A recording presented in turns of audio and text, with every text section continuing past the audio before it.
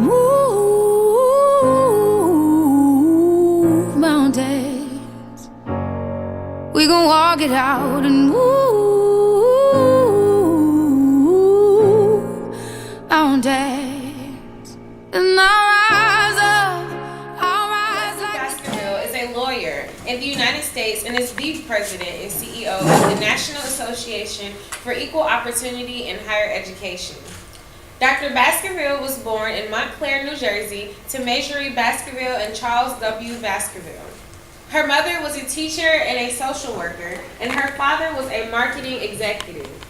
She was born an identical twin to Dr. Renee E. Baskerville. Baskerville currently lives in Washington, D.C., and graduated from Montclair High School. She earned her bachelor's degree from Douglas Residential College in New Jersey. She earned her JD from Howard University School of Law in Washington, D.C. in 1979. She graduated cum laude and was trained as a constitutional rights lawyer. She graduated from the Executive Management Program for Minority Directors at Northwestern University's Kellogg School of Management. For 10 years between 1989 and 1999, Dr. Baskerville managed a private legal and legislative services collective, the Baskerville Group, then, from 1999 until 2003. She was Vice President for Government Relations for the College Board, and she was the Chief Executive Officer of the Washington, D.C. office and oversaw many programs. She served as co-chair of the Pathways to College Network, and she also helped lead the design of the College Board's Equity Initiative, as well as the National Dialogue of Student Financial Aid. She served as the Executive Director of the National Black Leadership Roundtable and also serves as the Appellate Counsel at the Lawyers Committee for Leadership Roundtable. Lawyers Committee for Civil Rights Under Law. For 20 years, she served pro bono for the National Association of Equal Opportunity in Higher Education. Additionally, she served as National Legislative Counsel for the National Association for the Advancement of Colored People. She also was an administrative appeal judge in Washington, D.C. In 2004, Baskerville became the president and CEO of the National Association for Equal Opportunity in Higher Education. She was its first female president, and was also the first person to lead the organization who is not a current president of a black college or university. Amen. She serves on the Department of Homeland Security's Academic Advisory Commission, as well as the HBCU Capital Finance Board and the STEM for Us Board. Baskerville was named one of the 100 Women Leaders in STEM by STEM Connector, and she was named one of the 25 women making a difference by diverse issues in higher education. AOL Black Voices named her one of the top 10 black women in higher education, and Ebony Magazine named her one of the top 100 most influential association leaders for 6 straight years. She has received an honorary doctorate from Benedict College, and in 1998, she was inducted into the Douglas Society by Douglas College. Ladies and gentlemen, without further ado, I present to you Dr. Lezli Baskerville. Stay woke, Wildcats. Stay woke. Stay woke, Wildcats, and vote. I am just humbled and privileged to be here. I thank you so very much for your kind introductory remarks. I truly want to thank everyone who's in Student Services Office and who participated in putting together not just this forum this evening, but putting together the week of engagements, preparing to get down to the election, to understand all of the issues. And I'm just honored and privileged that we have our freshman class president here. We have the president of SGA. We've got all of you here tonight who have chosen to come out on a Saturday evening to hear what I was asked to talk about, and I'll tell you that in a minute. But I want to also acknowledge and thank First Lady Mrs. Grimes for interrupting her Saturday to be here. I'm humbled that you choose to be here, and I know you had a full day. You were doing the Lord's work with the links, and we're just delighted that you came. Thank you so very much. And we have our Dean. Thank you, Madam Dean, for choosing to be here. So I'm privileged, humbled, and blessed to be here, and that you all chose to be here with me.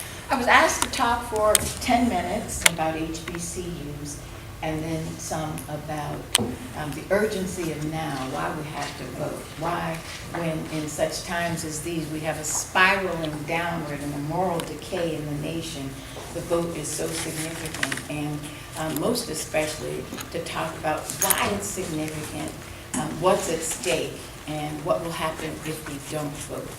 So, did I fail to introduce or thank anyone that I should? If I do, it's an omission of the head, not the heart. So I also want to introduce Attorney Joy West, who is here. She's NAFEO's videographer, photographer, and poet laureate. She was also a colleague of President Grimes when he was a Reggie. He provided legal services for low-income families. He spent a lot of time working with families and young adults and others that I think really well equipped him for such times as these, because from the bench, he was bringing together all of his knowledge, all of his passions, and caring when people, many of them were at their lowest point, to uplift them and try to get them on a path. And so he knows the students, the communities, and others, and we're blessed to have him here. And on that note, I want to, before I get it to what I was asked to talk about for 10 minutes, and introductory remarks don't count, right? I want to thank you, the students, for standing up and for letting your voice be heard before the Board of Trustees when they were at a critical point of considering where to go next in terms of the presidency of President Grimes. And what you did took courage, and it took fortitude, strategy, a sense of confidence and caring, as well as humility. And I know he tremendously appreciates it. I didn't talk with him today, but I've read what he said. So thank all of you for standing up and letting your voice be heard. So, I'm President and CEO of NAFEO. NAFEO is the nation's only membership and advocacy association of 106 historically black colleges and universities, of which Bethune-Cookman is one. And it's also the advocacy association for some 80 predominantly black institutions, including Medgar Evers, where President Jackson served before he came down to be the president here. I've been privileged to align with NAFEO for a very long time. As was suggested in my introductory remarks, I was so passionate about HBCUs, their history, their mission, but importance, their potency, their centrality to the future of America, the future of our families, our communities, that I volunteered for 20 years as NAFEO's general counsel, and I litigated on behalf of the historically black colleges in 18 states, mostly with public historically black colleges where the states were not funding them equitably. Did that and then came inside. NAFEO is, its moniker is, we are the voice for blacks in higher education. We give voice to blacks in higher education in courts, congressional, in Congress, state legislatures, administrative bodies of corporations, anybody who has an interest in or is dealing with an issue that can either impact in an affirmative manner or have an adverse impact on HBCUs and their anchor communities, which are disproportionately African Americans. But I have to pause and say this, because this is a point that many people don't get right. HBCUs were founded some 180 years ago in the aftermath of the Civil War, and they were written into Congress. They are historically black institutions, meaning they were spawned because of the sorry history of segregation, discrimination, slavery in America. And so Congress defined them as institutions that have as part of their their mission, the education of the progeny of the American slave system, the education of black people. But HBCUs have been open at all times, and they have a diverse student body. On average, HBCUs have about 70% African Americans and 30% non-African ancestry students enrolled, about 40% diversity in faculty. That's critically important because when you think about allies and you think about resources and you think about how do you build the type of collaboration that was built here by NEXTGen and the Office of Student Affairs and the other partners who are listed up there. The types of partnerships that are vitally important for moving our institutions forward and our students forward. We have to understand what HBCUs are. And so they were founded, they are historically black. There are 5 HBCUs that are not predominantly black. HBCUs are, there's no race criterion for them, and that also becomes important, my advocates, because every year in Congress and in state legislatures, there's talk about shutting down HBCUs. You all have been asked, well, why do we need HBCUs today? Those institutions for those people. And the next step is we're going to shut them down because they're illegal, because they are for black people only. Well, there's no race criterion whatsoever. So they're richly diverse. They are disproportionately African ancestry students enrolled. They're disproportionately low-income first-generation students, but the doors have been open, and they will continue to be open to enroll anyone who believes in the mission of HBCUs. Now, HBCUs were founded out of the best of the African traditions. They were African, they are education, liberation, education theology institutions, meaning that they were founded to provide the pedagogy and all of the academic trainings, but also to make sure that they were preparing our students for liberation, preparing our students to uplift themselves, their families, their communities, and so forth. And they've been doing that. That has ebbed and flowed, but to a large part, that is a central part of what they're doing. And that's a central part of what I've seen here at Bethune-Cookman, which is a reason, one of the reasons that I was excited to accept the offer to come and talk with you for a little bit today. And so education, liberation, education theology, that's what we teach.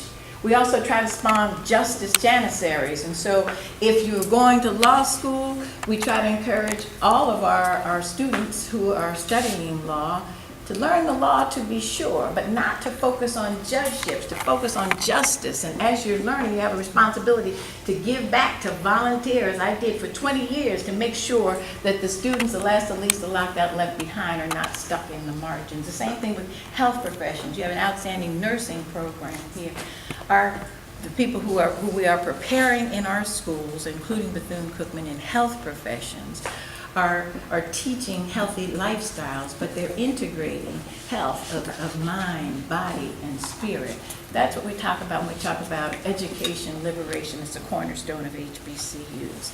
So I know there's a lot of talk these days about HBCUs rising.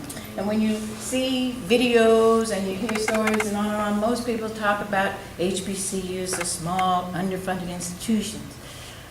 But from my vantage, and I've been in this business for more than 3 decades, HBCUs today are thriving, and it's harvest time for HBCUs, and I'm going to tell you why. HBCUs are 3% of American colleges and universities, just 3% of American colleges and universities. They are graduating 60% of African Americans who are graduating in health professions today. They're graduating 42% of African Americans in the sciences, technology, engineering, mathematics, 42% in STEM, 50% of African American teaching professionals, sisters who don't be a teacher, 50% who go into public education coming from HBCUs, and the list go on. So we're punching way above our weight. HBCUs are in what I call the belly of the beast. HBCUs are in the areas of communities of high distress and least advantage, and so our incubators, our laboratories are our communities, our service to the community. And I know one of the missions or the mantras here is you come in to learn, you depart to serve. And while you're here, you're serving. That is totally aligned with what the mission of HBCUs and what they're doing today. And so at this time, when people are talking about the cost of college, HBCUs on average containing costs. Our schools are containing costs. They are graduating disproportionate percent of African Americans in the growth and high needs areas. They are a $15 billion short-term business. So we don't have to go anywhere and hang our head and talk about, whoa, these institutions are thriving, they're serving. America cannot thrive economically, socially, in terms of wealth development, in terms of inner cities, in terms of closing the attainment gap, the healthcare gap, the wealth gap, any of the gaps that we have to close without HBCUs and without you, my sons and daughters who are on the front lines, who are preparing today to lead the nation from where we are to where we want to be. So please be mindful of that, and when you tell the story, tell the story. If you want to stay, I know the rising thing, it flows well, and I like it, but the reality is it's harvest time, and HBCUs are thriving. America cannot realize her goals without strong HBCUs. There would be no black middle class without HBCUs. There would be no ability of America to realize her excellence goals or her diversity goals in the workforce, in entrepreneurship, and so forth without HBCUs. So that's what I do. I work for you. I'm privileged to work for you. I wake up every morning. You are my raison d'etre. I feel as excited today about what I do every day as I did when I started. But at this particular time, and never mind, 8 minutes, so I'm going to take 2 more minutes, I want to talk about voting. So the 18 to 29-year-old vote constitutes 21% of the overall vote. In 2016, the 18 to 29-year-olds voted below their numbers. They voted so low that they went from 21% of the student vote down to 18%. But the worst part is HBCU students disengaged disproportionately. HBCU students failed to vote abysmally.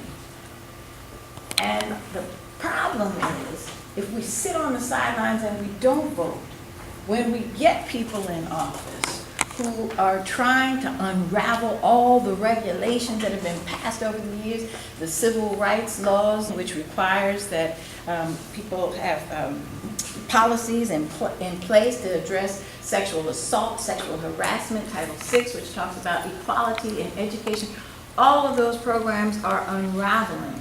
And so we missed the boat because we didn't vote. And this year, I know with programs like that, which you're doing, we're going to do a better job. We're going to get out, and because of the education and the energizing of the communities that you're doing, we're going to vote, but we're also going to take a lot of people with us to vote. We have to put the skids on this downward spiraling. The people who are in office who want to build walls and lock people out and lock people up, we're going to reverse that. We're a community. HBCUs are grounded in educating people about the interconnectivity and interdependence of men and women.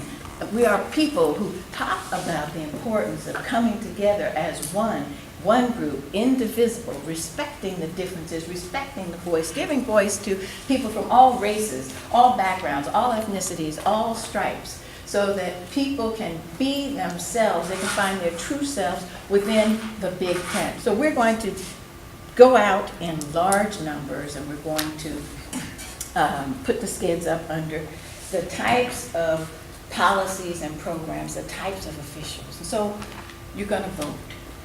And why are you going to vote? Because it's the very most important thing you can do.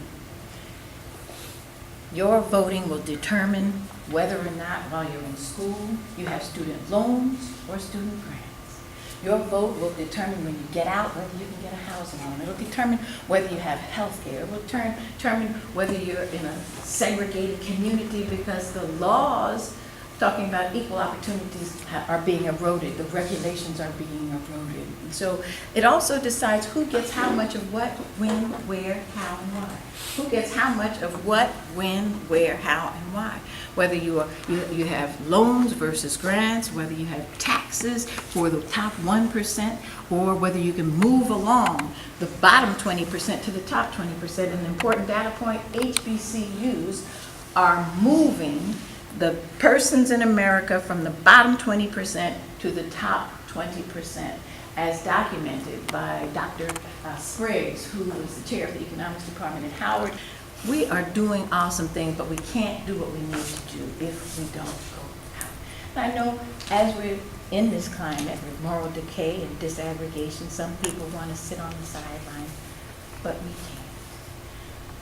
Sister Michelle Obama, First Lady Obama, said, they go low, we go high. What we're going to say today, in addition to our vote the truth, vote the power. When they go low, we go vote. When they go low, we go vote. We're going to vote, and we're going to take everybody to the polls on November 6th because we can, and we must be the difference. Now's the time to vote the power. And when they go low, we go vote. When they go low, we go vote. Low vote, low vote. When they go low, we go vote. Early voting starting on November 3rd? Today? Yes, today. Today. Did anybody vote today? Okay. Well, you all need to vote early, and then, I don't want to say vote often, but vote early. And Saturday, November 3rd, there's an effort, I guess, that you all are supporting. Whatever you do, get out and vote. And vote the power. Yes, Our ma'am. students will be voting together Oh, awesome. on the 30th, on Tuesday. Thank you. Led by the president. We're hoping that we will be taking at least 500 plus students marching to the polls on the 30th. Okay. Yeah, Tuesday. Is that right, Mr. President? Okay. Thank you. What advice could you give to best mobilize HBCU students to get active in voting? Well, voter participation, civic participation is not episodic, and that it should be something that is constantly going on. And so, right now, it seems like, and I'm on the outside looking in, you all have come together and you've done a tremendous effort of education and engagement, and that's the first part. And then you've got a plan to bring people to the polls. That's the second part. So you've got to educate the people. You've got to energize them, give them a reason why, and take them to the polls. And you're going to the polls together on the 30th? Yes. And doing some other things. So that's important.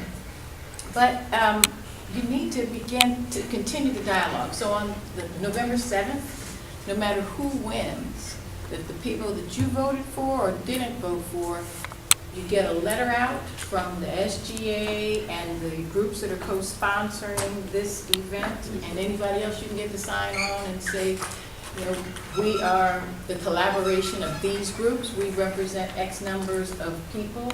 And if you look at the HBCU community, there's 700,000 full-time enrolled students in HBCUs, PBIs. You can use a big number to show the breadth of it. And if you have Greek letter associations and on, we represent all of these people. We voted. This is our platform.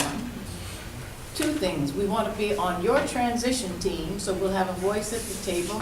And secondly, we want to be on their transition team, and then you want to talk to them about appointments, whether you voted with them or not.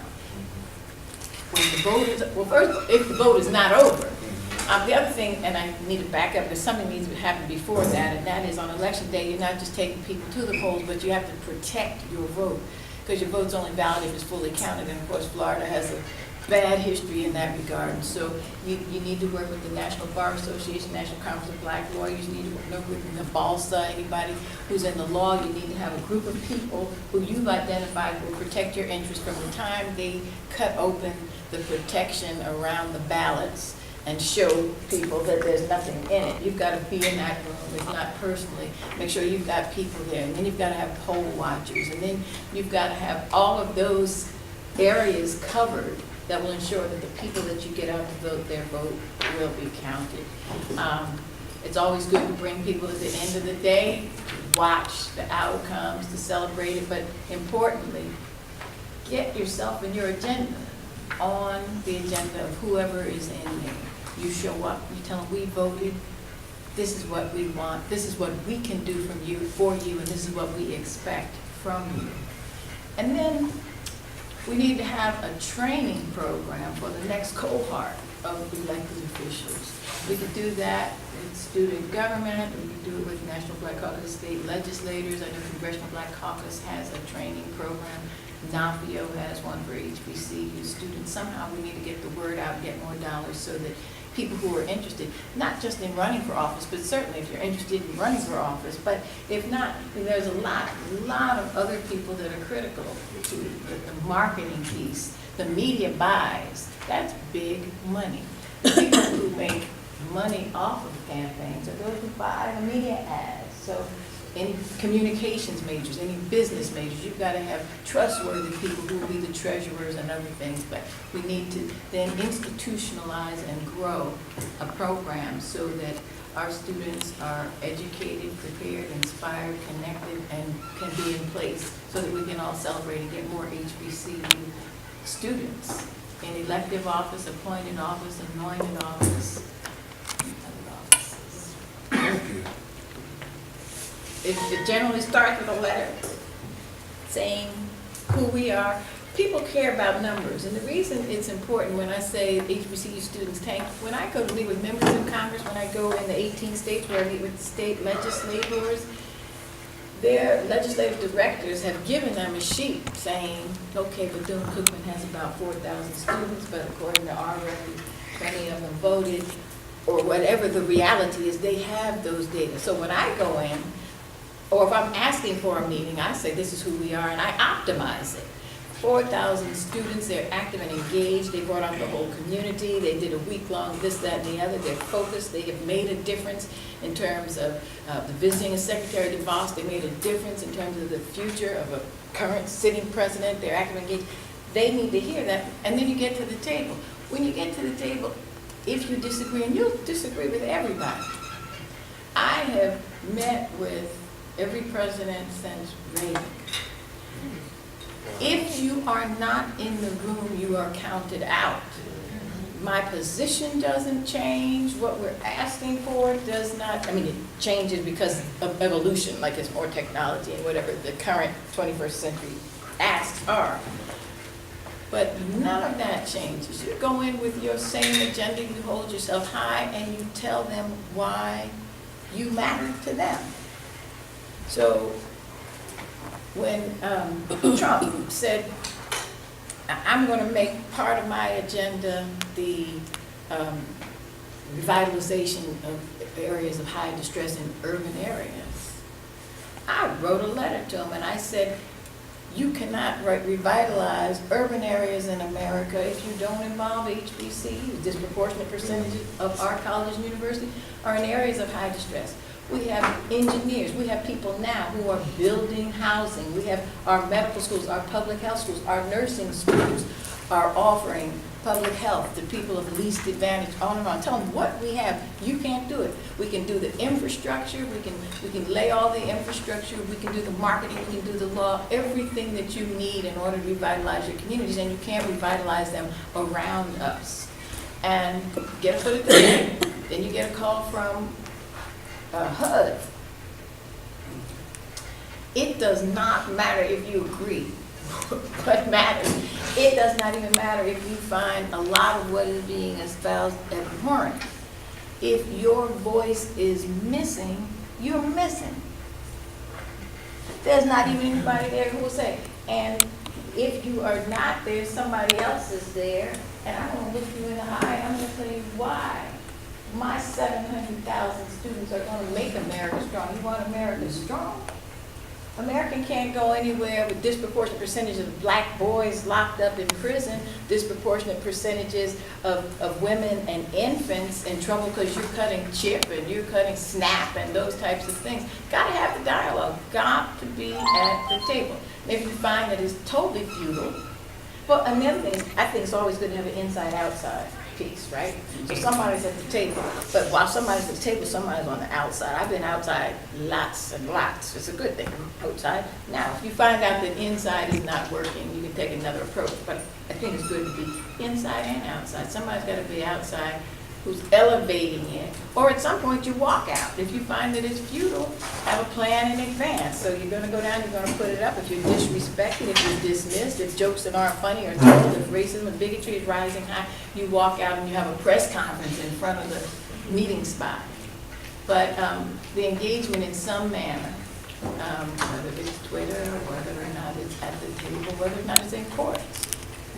We've taken several of the issues that we thought were important, and illegal actions taken to courts. It takes a long time, but we also do administrative bodies, and of course, President Grimes is an expert in that. Thank you. Thank So you. you're able to do that on site, so there should be no excuse why students are not in attendance. And it does start with our student leaders, which are you guys, empowering other students to want to march to the polls so their voice can be heard.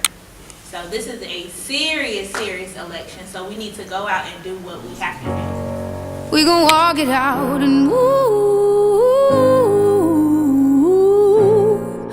mountains.